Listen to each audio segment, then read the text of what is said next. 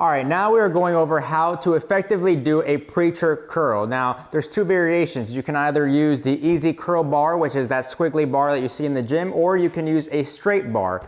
I personally like to use the easy curl bar because it does take some stress out of the wrist. Now, a few tips to make sure that you are doing this exercise effectively.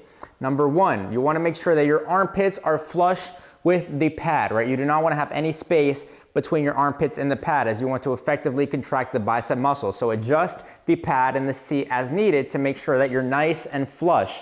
Number two, you want to try to keep your elbows tucked in, right, while you're performing this movement. You do not want the elbows flared out. Keep them tucked in.